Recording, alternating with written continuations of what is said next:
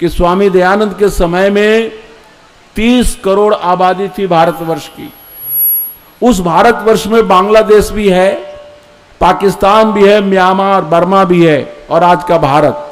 इन चार छोटे बड़े देशों की आबादी आज तो बहुत ज्यादा हो जाएगी, है ही। लेकिन स्वामी दयानंद के समय में करीब 1830-35 के आसपास हमारे देश की आबादी 30 करोड़ थी और उन 30 करोड़ लोगों में 10 करोड़ लोग मुसलमान बन चुके थे और लगभग 80-85 लाख लोग ईसाई बन चुके थे। तो करीब 11.25 करोड़ की आबादी, हमारे देश की कुल आबादी का 1/3 से भी ज्यादा आर्य धर्म, हिंदू धर्म को छोड़ करके विदेशी धर्म के अंदर धर्मांतरित हो गया था। लेकिन इतिहास इस बात का साक्षी है कि पिछले 900 वर्ष से लेकर के 900 ईस्वी से लेकर के और स्वामी दयानंद के समय तक भारत में किसी भी व्यक्ति का ध्यान इस ओर नहीं गया कि भारत का हिंदू क्यों मुस्लिम बन रहा है, भारत का हिंदू क्यों ईसाई बन रहा है। अब भारत में 700 वर्षों तक मुगलिया या इस्लाम के मानने वाले लोगों का राज्य क्यों रहा, या भारत में पिछले वर्षों से, सैकड़ों वर्षों से ईसाई अंग्रेजों का राज्य क्यों है, इस पर ध्यान नहीं दिया। ध्यान दीजिएगा, मैं बहुत जिम्मेदारी से बोल रहा हूं। लोगों ने और किताबें बहुत लिखी, लेकिन इस समस्या पर किसी ने नहीं लिखा। किसी ने विचार ही नहीं किया कि कुरान में क्या लिखा है 1000 वर्षों में। किसी ने विचार नहीं किया कि ईसाइयत के किताब बाइबिल में क्या लिखा है और अंग्रेज क्यों हमारे देश पर चढ़ बैठे हैं। स्वामी दयानंद ने इन समस्याओं पर विचार किया और वो इसलिए विचार करने में सफल हुए कि उन्होंने बहुत लंबी यात्राएं, 21 वर्ष की अवस्था में उन्होंने अपना गांव टंकारा छोड़ दिया था और 14.5 वर्ष, समझिए 35.5 वर्ष तक वो पूरे भारत में घूमते रहे पैदल। हिमालय की गुफाओं में गए, कदराओं में गए, पर्वत की तलहटियों में गए, योगियों को खोजा, साधुओं को खोजा, सन्यासियों को खोजा, कहां कहां गए, कितनी विद्याएं पढ़ी, योगाभ्यास किया, योग साधना की और तब जाकर के मथुरा में दंडी गुरुवर विरजानंद जी के चरणों में जब पहुंचे और उसके बाद उन्होंने उनसे आर्ष ग्रंथ अष्टाध्यायी, महाभाष्य, निरुक्त आदि का अध्ययन किया और उसके बाद जो मैंने अनुसंधान किया है, मेरा भी अपना अनुसंधान है स्वामी दयानंद के ऊपर। आप सभी जानते हैं कि स्वामी दयानंद के जीवन चरित्र पर 45 एपिसोड प्रसारित हो चुका है और 30 एपिसोड और अभी होना है। तो मैंने स्वामी दयानंद के जीवन पर जो अनुसंधान किया तो मैं इस परिणाम पर पहुंचा कि स्वामी दयानंद सरस्वती 1863 ईस्वी में गुरुवर विरजानंद दंडी जी के मथुरा के कुटिया से निकलते हैं और 1867 ईस्वी में वो पाखंड खंडनी पताका फहराते हैं हरिद्वार के कुंभ मेले में। इन 4 वर्षों के बीच में स्वामी दयानंद ने क्या काम किया मैं आपको बतलाता हूं। उन्होंने ये काम किया कि वेद में 20,400 के लगभग मंत्र हैं चारों वेदों के अंदर। उन्होंने इतनी विद्या प्राप्त कर ली थी अष्टाध्यायी, महाभाष्य, निरुक्त, वैदिक साहित्य को पढ़ करके और एक लंबा समय उन्होंने योग साधना में बिताया था, तपस्या में बिताया था, ब्रह्म का साक्षात्कार भी कर लिया था, संप्रज्ञात समाधि सबको प्राप्त कर चुके थे। तो इन 4 वर्षों में उन्होंने वेद के 20,000 मंत्रों का एक एक मंत्र का मंथन किया।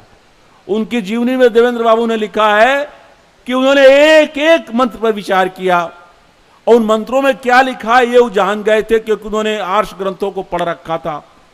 और उसके बाद जानने के बाद जो उन्होंने ग्रंथ लिखा 1875 ईस्वी में, जिसका नाम सत्यार्थ प्रकाश है और उसी का दूसरा संस्करण 1884 ईस्वी में स्वामी दयानंद के देहांत के बाद छपा। उसमें स्वामी जी ने इतना व्यापक चर्चा की है कि मैं आप सभी आर्य भाइयों को बताना चाहता हूं कि मुझे तो नहीं पता, आप लोगों को भी शायद पता हो तो हमें बताइएगा कि पिछले 200 वर्षों में पूरे हिंदुस्तान में, हिंदुस्तान से बाहर भी कोई भी ग्रंथ नहीं लिखा गया सत्यार्थ प्रकाश के टक्कर का। उसकी विशेषताओं को नहीं बता रहा हूं, 2-3 बात सुन लीजिए।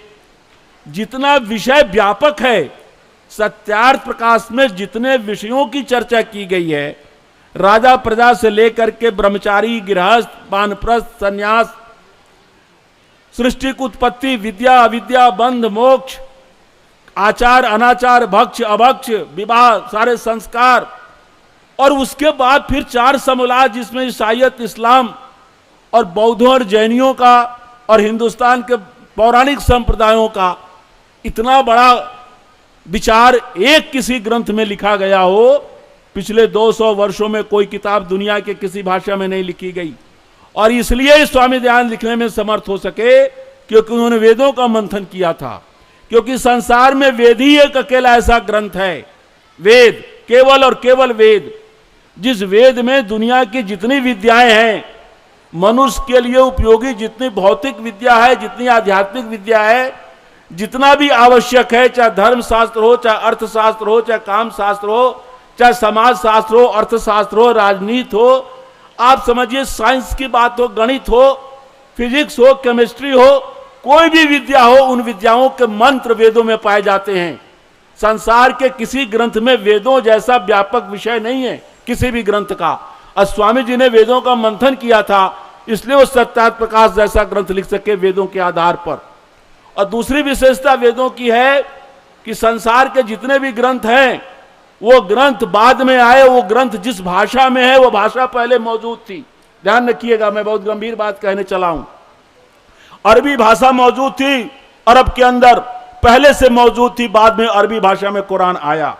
हिब्रू भाषा मौजूद थी, आज जिसे इजराइल कहते हैं, जहां वो जो जमाना था, जगह था, और उस हिब्रू में ओल्ड टेस्टामेंट आया। पाली भाषा पहले से मौजूद थी, उस भाषा में धम्मपद त्रिपिटक आया। संस्कृत पहले से मौजूद थी, उस संस्कृत भाषा में स्वामी वाल्मीकि जी ने रामायण लिखा और महापुरुष श्री कृष्ण जी ने गीता का उपदेश दिया। लेकिन वेद दुनिया के ऐसे अनोखे ग्रंथ हैं कि वेद से पहले कोई भाषा नहीं थी। वेद जो आया, वेद की भाषा ही वेद की भाषा है। वेद में भाषा में ही वेद आया, वेद से पहले कोई भाषा ही नहीं थी। वेद केवल धर्म का ही प्रादुर्भाव नहीं करता, वेद केवल संस्कृति का ही प्रादुर्भाव नहीं करता, वेद भाषा का भी प्रादुर्भाव करता है। सारे संसार की भाषाओं का मूल वेद की भाषा है। तो वेद की यह विशेषता थी, और इसीलिए स्वामी दयानंद ने कहा कि वेद सब सत्य विद्याओं का पुस्तक है, और वेद का पढ़ना पढ़ाना, सुनना सुनाना सब आर्यों का परम धर्म है। यह स्वामी दयानंद ने इसलिए घोषणा की। और स्वामी दयानंद की दूसरी एक बहुत महत्वपूर्ण बात थी जो उन्होंने कहा, उनका यह अनुसंधान है, यह अनुसंधान किसी साइंटिस्ट, किसी वैज्ञानिक से कम महत्व का अनुसंधान नहीं है। उन्होंने कहा कि दुनिया में लाखों वर्ष से मनुष्य रह रहे हैं। भारत की परंपरा में तो 1,97,29,49,50,000 वर्ष से सृष्टि ये चली आ रही है, लेकिन कम से कम लाखों वर्ष तो वैज्ञानिक भी मानते हैं कि लाखों वर्ष से मनुष्य हमारे धरती पर है। इन लाखों वर्ष में क्या कारण है कि संसार का सबसे प्राचीन जो मजहब है, मजहब का प्रयोग कर रहा हूं, धर्म का नहीं, धर्म तो वेद का धर्म है, वो केवल 4200 वर्ष पुराना है। जो पारसी मजहब है, ज़रदाश्त, जिसकी धर्म ग्रंथ है और जिसका पैगंबर जरथुस्त है, वो 4200 वर्ष पुराना है। उसके बाद ही यहूदी आते हैं, तौरेत आता है, मूसा आते हैं, ईसा मसीह आते हैं, बाइबिल आती है, और अंत में मोहम्मद साहब आते हैं और कुरान आता है। और भारत में भी जैन और बौद्ध का आगमन होता है। हिंदुओं के 3 संप्रदाय शैव, शाक्त और वैष्णव बनते हैं, हजारों छोटे छोटे संप्रदाय बन जाते हैं। स्वामी दयानंद ने यह अनुसंधान किया कि क्या कारण है लाखों वर्षों के इतिहास में दुनिया में मजहबों का इतिहास केवल 4200 वर्ष, 4200 वर्ष पुराना है। स्वामी दयानंद इस अनुसंधान पर पहुंचे कि सृष्टि के आदिकाल से लेकर महाभारत के काल तक सारे संसार में एक ही धर्म था, जिसका नाम था वैदिक धर्म। एक ही धर्म ग्रंथ था जिसका नाम है वेद। उस पर चलने वाले लोग आर्य कहे जाते थे, और जो वैदिक धर्म पर नहीं चलते थे तो उनका कोई अलग मजहब नहीं था, वो अनार्य कहे जाते थे। उन्हीं अनार्यों के कई भेद हो गए, असुर हो गया, राक्षस हो गया, पिशाच हो गया, थोड़ा सा आर्यों से मिश्रण हो गया तो गंधर्व हो गए। तो ये स्वामी दयानंद का अनुसंधान है। और इसी वेद धर्म का प्रचार लुप्त कब हुआ, यह भी स्वामी दयानंद का अनुसंधान है। उन्होंने कहा कि सृष्टि के आदिकाल से लेकर के पहला राजा धरती पर जो पहला राजा बना, शासक बना, उसका नाम स्वयंभुव मनु था। जो पहला संविधान हुआ उसका नाम मनुस्मृति है। अब पहली जो राजधानी बनाई गई दुनिया के इतिहास में वो अयोध्या है। स्वयंभुव मनु से लेकर के महाराज युधिष्ठिर तक आर्यों का चक्रवर्ती राज्य था। ये स्वामी दयानंद ने लिखा है, ये बात कोई नहीं लिखा आज तक। स्वामी जी कहते हैं ब्रह्मा से लेकर जैमिनी पर्यंत ये ऋषियों की परंपरा है। स्वयंभुव मनु से लेकर महाराज युधिष्ठिर पर्यंत ये आर्य राजाओं की परंपरा है, और अग्निहोत्र से लेकर अश्वमेध पर्यंत ये यज्ञों की परंपरा है। ये स्वामी दयानंद ने हमें संदेश दिया। स्वामी जी कहते हैं महाभारत की लड़ाई से बहुत बड़ी हानि हुई। आपस में आर्य लोग लड़ गए और आपस में लड़कर उनका सत्यानाश हो गया। और फिर धीरे धीरे भारतवर्ष के जो विद्वान, जो ऋषि, जो आचार्य, जो पंडित, जो सन्यासी सारी दुनिया के देशों में जाकर वेद धर्म का प्रचार करते थे, वो परंपरा खत्म हो गई। ये प्रचार करते थे, इसका सबसे बड़ा प्रमाण मनुस्मृति का ये श्लोक है जिसमें कहा गया है, एतद् देश प्रसूतस्य सकाशाद अग्र जन्मनः स्वम स्वम चरित्रम शिक्षरान पृथिव्याम सर्व मानवाः। स्वम स्वम चरित्रम, अपने अपने चरित्र की शिक्षा प्राप्त करें। कौन? पृथिव्याम सर्व मानवा, पृथ्वी के सारे मनुष्य। किनसे प्राप्त करें? एतद् देश प्रसूतस्य, इस आर्यावर्त के देश के पंडितों से, सन्यासियों से, साधुओं से, ऋषियों से, महात्माओं से, मुनियों से। महाभारत के युद्ध के बाद इत रथा अंध परंपरा, दूसरे देशों में वैदिक धर्म का प्रचार करने की बात कौन कहे? अपने देश में वेद का प्रचार प्रसार लुप्त हो गया।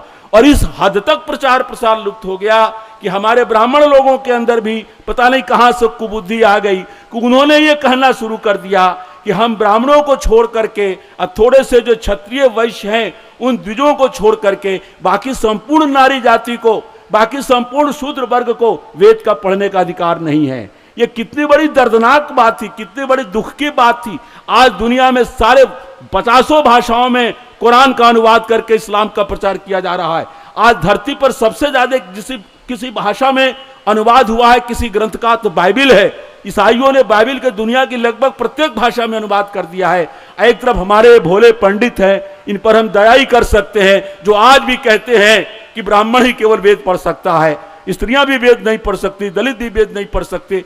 तो ये बात कैसे कही जाएगी? स्वामी दयानंद ने इसकी भी घोषणा की, यथे माम वाचम कल्याणी मावदानी जनेभ्यः, कि सारे मंत्र में वेद में कहा गया यजुर्वेद के अंदर कि सारे लोग वेद पढ़े। जनेभ्यः ब्राह्मणाय, राजन्याय, आर्याय, शूद्राय, अरणाय, सबके लिए वेद कहता है। इसको सत्वर सामश्रमी जो सबसे बड़ा विद्वान हुआ वेदों का ऋषि दयानंद के बाद बंगाल का भट्टाचार्य ब्राह्मण था, उसने कहा स्वामी दयानंद ने सबसे बड़ा प्रमाण दे दिया है। ऋग्वेद के अंदर 32 ऋषिकाओं का वर्णन है जिन्होंने वेद मंत्रों का साक्षात्कार किया था। शूद्र कुल में पैदा हुए ऋषि हुए हैं, तमाम ऐत्रेय ऋषि हैं, जाबाल ऋषि हैं, मातंग ऋषि हैं, तमाम ऐसे वाल्मीकि ऋषि हैं, तमाम ऐसे ऋषि हैं जो शूद्र कुल में पैदा हुए।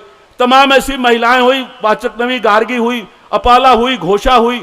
21 ऋषिकाओं का वर्णन तो कल अकेले वेद में आता है। तो स्वामी दयानंद ने घोषणा की कि सबसे पहली बात हमें यह कहनी होगी कि वेद पर अधिकार सबका है, मानव मात्र का है। वो केवल हिंदू ही नहीं, उसको मुसलमान भी पढ़ें, कोई दुनिया के लोग पढ़े, क्योंकि वेदों में मानव धर्म के कल्याण की बातें कही गई हैं और इसका प्रभाव पड़ा।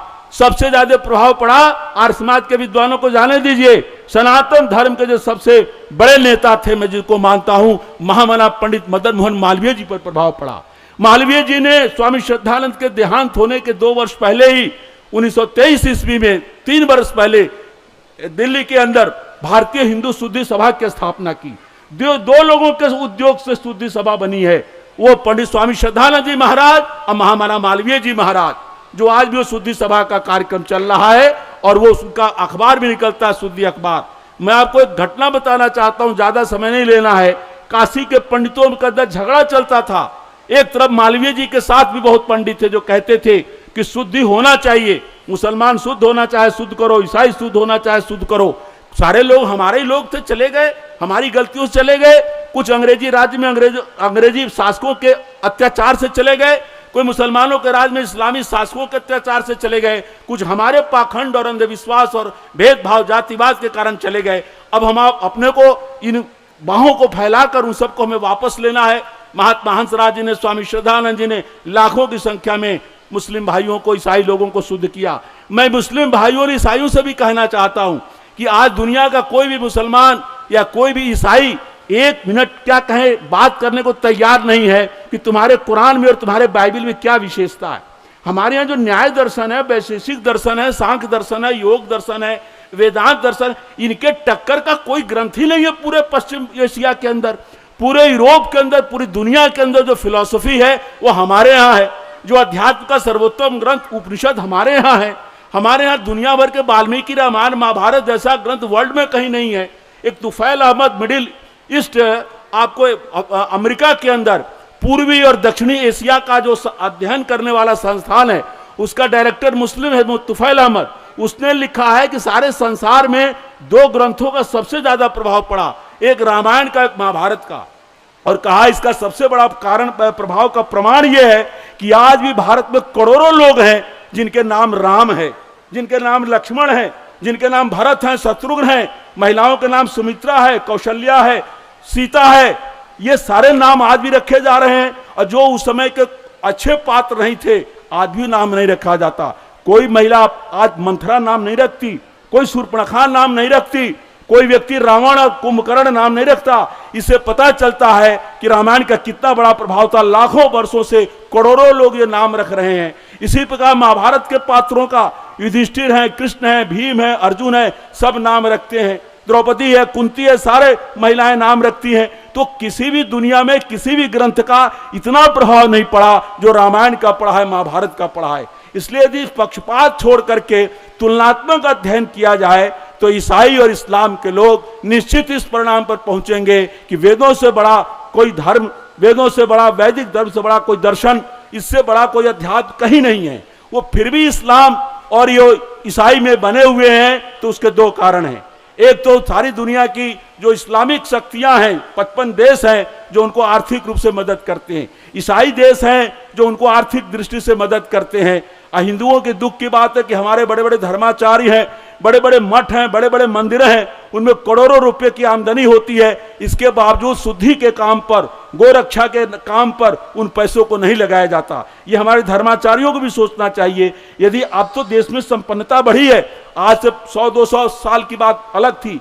आज जो पैसे के कारण जो ईसाई हो जाता है, पैसा के कारण जो मुसलमान बन जाता है, या आज हमारे मठ और मंदिर और शंकराचार्य और ये बड़े बड़े आचार्य ये अपने मंदिरों को खोल दें और ये इनका सालाना जो आमदनी है, और सरकार को भी हमें बाध्य करना चाहिए कि जो मठों के अंदर, जो मंदिरों के अंदर जो चढ़ावा आता है वो पैसा सरकार क्यों ले लेती है। वो पैसा हिंदू धर्म के मंदिर है, हिंदू धर्म के उत्थान के लिए वो पैसा खर्च होना चाहिए। जो हिंदू धर्मावलंबी किसी कारण ईसाई इस्लाम बनता है, उनकी आर्थिक समस्या को हल करने में खर्च होना चाहिए। मठों का पैसा, मंदिरों का पैसा, गौ माताएं जो सड़कों में घूम रही है उनकी लालन पालन में खर्च होना चाहिए। क्योंकि गांधी जी तक ने कहा था कि हिंदू होने का लक्षण है गौ माता की सेवा करना। तो आज गौ माता की सेवा करना केवल सरकार का दायित्व तो नहीं है। आप सरकार पर कितने काम छोड़ेंगे। हमारे मठों का, हमारे मंदिरों का पैसा इतना ज्यादा है कि हम गौशालाओं का संचालन कर सकते हैं और उन गौओं के गोबर, उनके मूत्र से इतना रासायनिक खादों का विकल्प बना सकते हैं।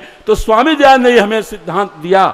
उन्होंने आर्याभिविनय लिखा, उन्होंने गो करुणा निधि लिखी, आर्य समाज नामक संस्था स्थापित की, जिस संस्था के कारण हमने बहुत सारा काम किया है और आज भी आगे भी काम करने को हाल हैं।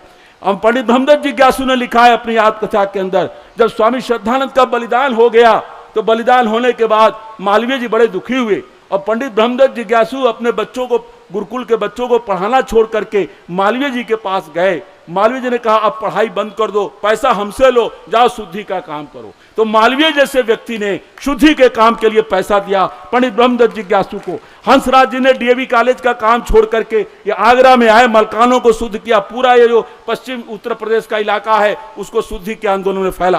तो आज आर्य समाज को नेतृत्व करने की जरूरत है। हमें प्रसन्नता है कि हमारे बीच में स्वामी यति नरसिंहानंद जी महाराज जैसे सन्यासी हैं जो इस बात को समझते हैं। स्वामी सच्चिदानंद जैसे व्यक्ति हैं। आर्य समाज तो पूरे पैदा काल, जब से पैदा हुआ तब से आज तक आर्य समाज का मुख्य कार्यक्रम रहा है शास्त्रार्थ और शुद्धि के आंदोलन।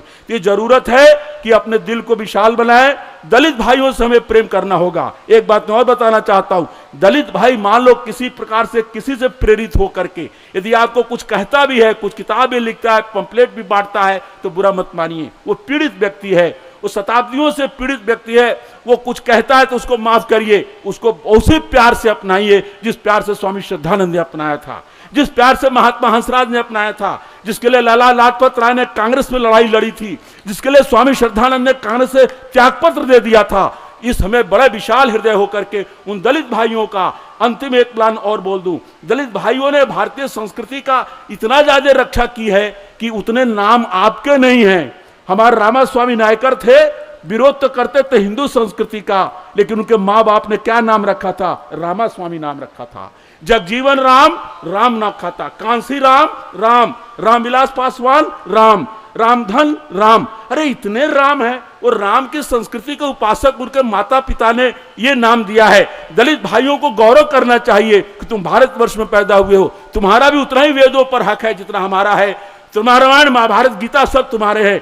आओ आर्यों के साथ मिलो, अब वैदिक धर्म के ध्वजा को फहराओ। इन्हीं शब्दों के साथ आपको बहुत बहुत धन्यवाद।